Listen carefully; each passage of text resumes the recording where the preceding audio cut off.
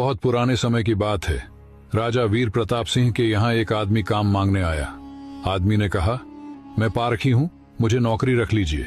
राजा वीर प्रताप सिंह ने कहा, नौकरी तो रख लूंगा, पर तनख्वाह 1 रुपया भी नहीं दूंगा।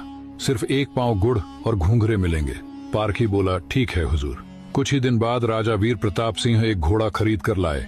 उन्होंने पारखी से पूछा, बताओ इस घोड़े के बारे में क्या कहते हो? पारखी बोला, हुजूर ये घोड़ा है ही नहीं, ये तो गाय है।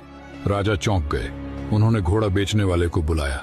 उसने कहा, साहब बात तो सही है तो घोड़ा ही, लेकिन बचपन में इसकी माँ मर गई थी, इसे गाय का दूध पिलाया गया था, इसलिए इसकी आदतें गाय जैसी हैं।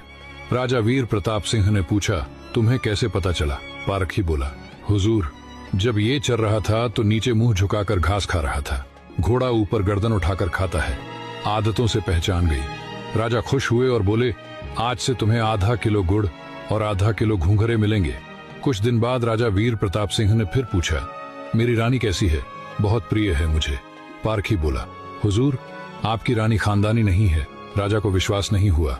उन्होंने ससुराल में जाकर पूछा।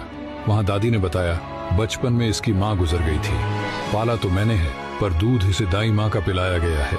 राजा वीर प्रताप सिंह ने फिर पारखी से पूछा, तुझे कैसे पता चला? पारखी बोला, हुजूर इसके स्वभाव से खानदानी रानी में शालीनता होती है, ये नौकरों पर चिल्लाती है, गाली देती है, आदतों से पहचान गया कि ये खानदानी नहीं है। अब राजा बोले, चलो मेरे बारे में बताओ।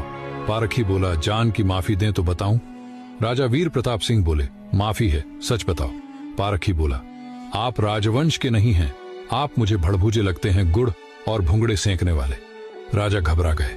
जाकर अपनी माँ से पूछा, माँ सच बताओ वरना मैं मर जाऊंगा। माँ रो पड़ी और बोली, बेटा स्टिचिंग बात सच है, जिस दिन तू पैदा हुआ था उसी दिन महल के पास एक भड़भूजे का भी बेटा पैदा हुआ था।